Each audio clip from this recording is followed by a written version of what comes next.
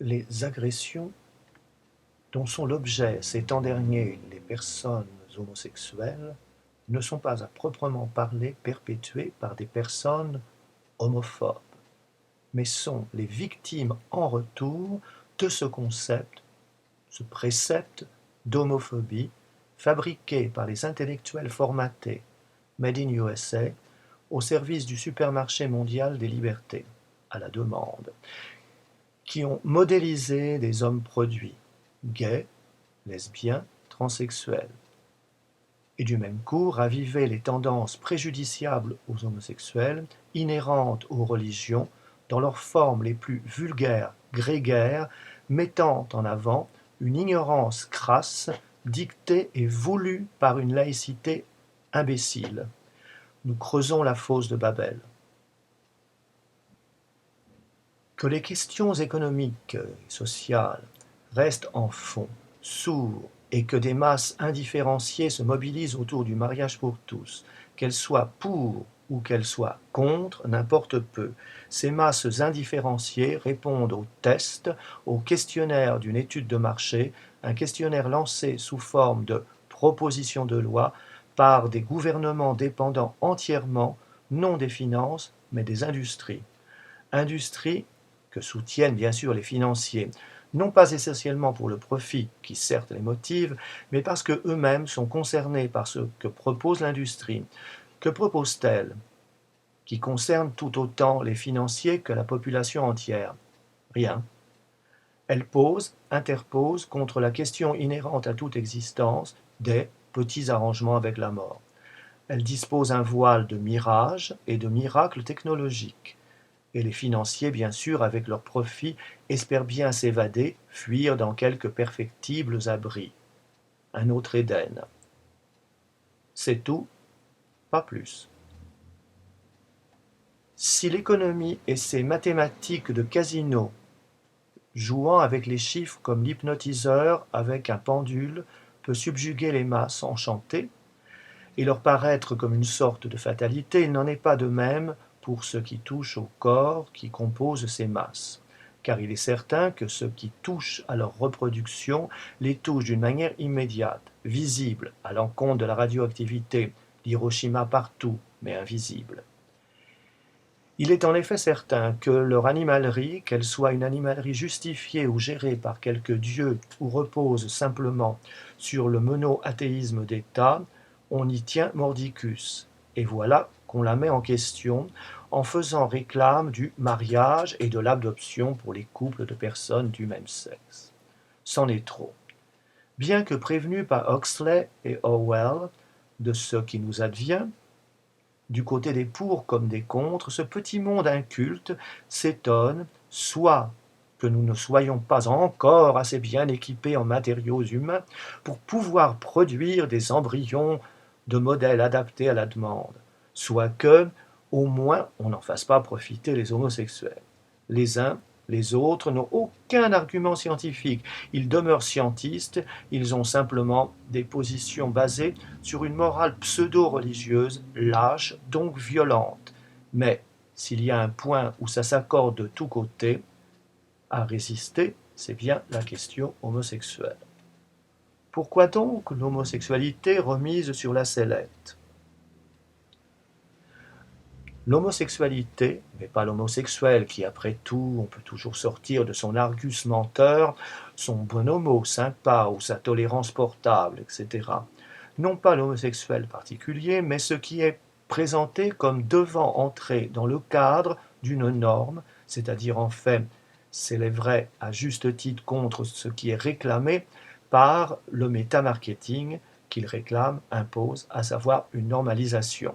Normalisation car nous ne pouvons plus parler de normes lorsqu'il n'est question que de packaging de produits humains, ficelés d'égalité, d'indifférence des sexes, de parité et autres tolérances délévissées en style comédie musicale hollywoodienne, donc bien d'égalisation, de nivellement. Certes, les mouvements de libération des années 70, ayant préféré renoncer à l'amour pour accéder à tous les plaisirs, ayant mis la sexualité à la clé de leur révolution, naturellement repris, encouragé, récupéré par des sigles, des labels de produits, ne préparait-il pas l'affolement d'une animalerie démocratique lui offrant en sa bête noire son bouc émissaire idéal et classique? Déjà, souvenons-nous, par manque de formation intellectuelle et surtout de méthode critique, après une juste dépénalisation, on se réjouissait de ce que l'homosexualité ne figurât plus dans la catégorie des pathologies mentales. On s'en réjouissait sans en mesurer l'enjeu, sans en voir les conséquences. La moins saisissable, sans être la moins dangereuse, était ce glissement discret d'une homosexualité relevant globalement de la psychiatrie vers des particularités répertoriées saisies en des concepts, si nous pouvons considérer de telles inepties comme des concepts, concoctés avec l'accord de l'OMS par les psychiatres de l'APA, American Psychiatric Association, tels que les dysphoria and or disruptive disorder, de sexe ou de genre. Ce dernier, le jeu, l'écart entre genre-sexe et l'invention par le Dr Roger G. Stoller d'une transsexualité constitutionnelle à partir d'un joli contresens sur la théorie de la bisexualité chez Freud, dotant l'institution médicale d'un outil très opérationnel et qui devait faire florès.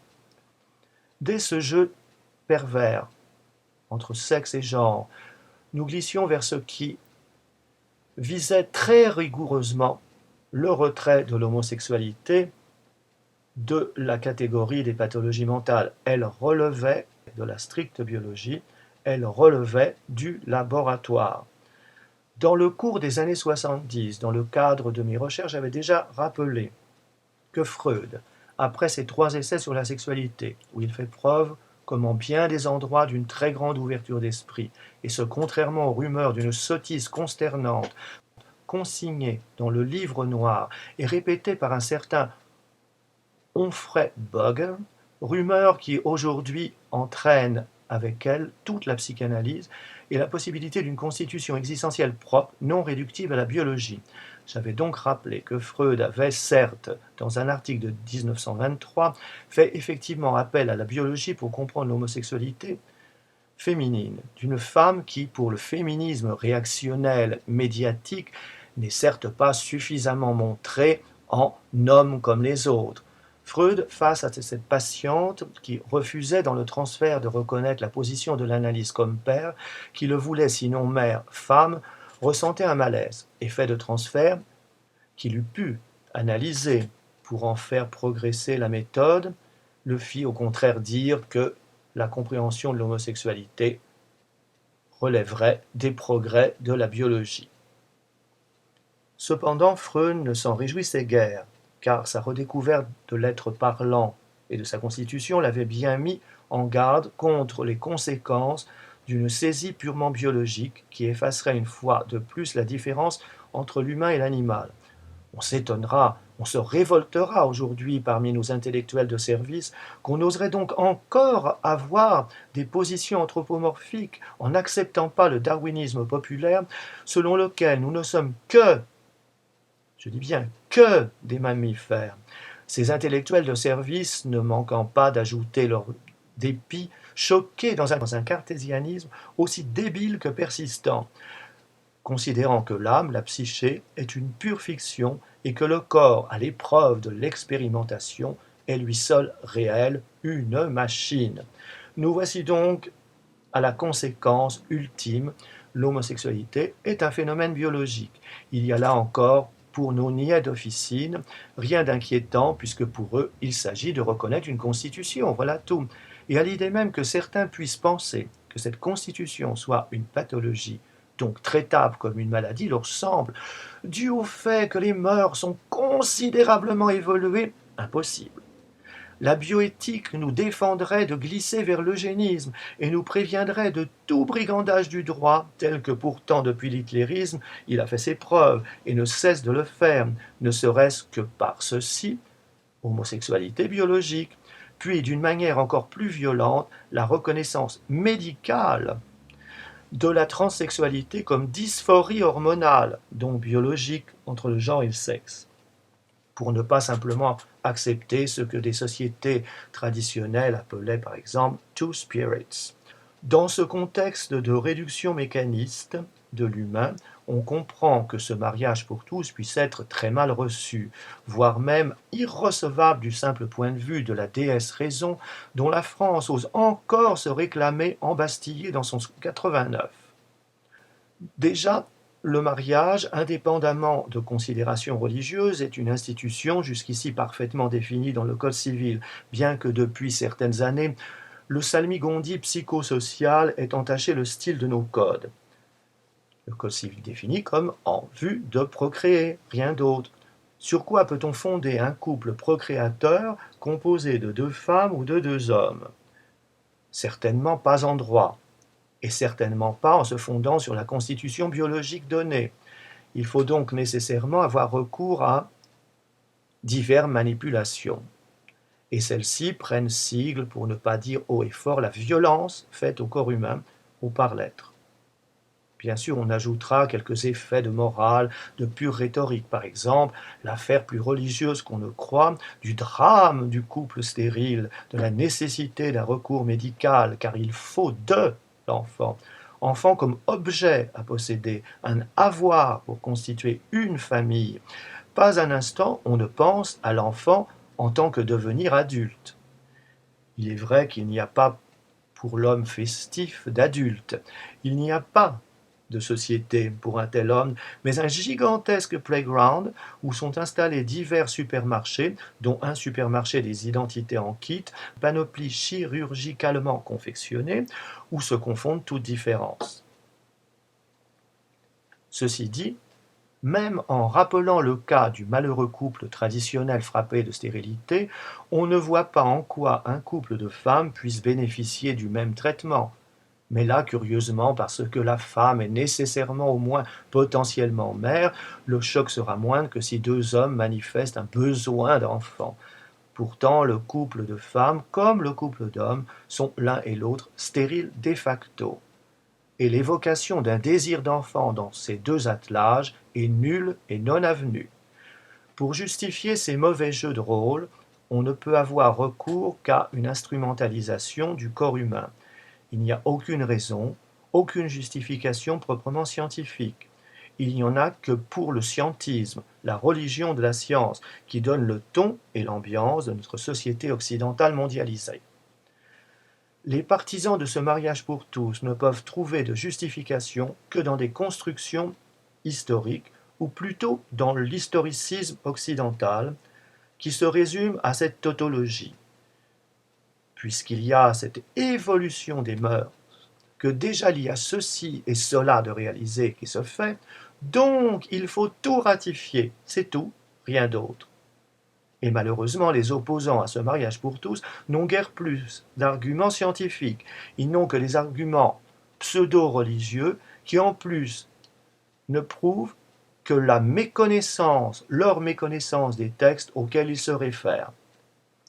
Méconnaissance qui en plus les met en parallèle avec leurs contradicteurs anticléricaux pour notre misérable France anti-catholique uniquement, aux laïcs qui n'ont jamais eu d'autres arguments pour reproduire à l'infini leur société de progrès qu'un croisé multiplié pour des besoins démographiques, une animalerie, ni plus ni moins, alors que les textes sacrés, les mystiques, les inviteraient plutôt à s'élever en croissant et multipliant dans la foi, ou mieux, à être responsables de la parole, de répondre à l'appel de la parole. Je repense à ces derniers bals de Darlin. On dit que les trains partaient déjà pour Buchenwald. Et je me dis tout bas que demain peut-être cette joie de vivre, cette sécurité, elle sera balayée d'un coup puisqu'après tout, nous étions si forts. Le docteur Neudeck, le seul autre survivant que j'ai rencontré, m'a raconté qu'à Sachsenhausen, où ils étaient 300 triangles roses en juin 42, ils n'étaient plus que 50 2 mois plus tard. Ah oui, c'était bien loin les fêtes de Berlin. Quand je repense aux essais de brûlure par bombe au phosphore, aux stages de guérison mortelle organisés à Ravensburg, aux injections massives d'hormones mâles de Buchenwald, à vous que je pense. À nous, inconscients, qui avons jusqu'au bout dansé sur le volcan. Alors, quand des fois l'on s'étonne là où je vis maintenant que je ne veuille jamais aller dans une fête, une partie ou une discothèque réservée, je repense à ces derniers bals de Darlin, tandis que les trains partaient déjà pour Buchenwald. Et je me dis tout bas que demain peut-être cette joie de vivre, cette sécurité, elle sera balayée d'un coup puisqu'après tout, nous étions si forts. Et nous n'avons jamais su nous défendre autrement qu'en oubliant. Uns ein armes Herz zerbrach, glühen wie ne Kohle, doch als jemand was gebracht, schenken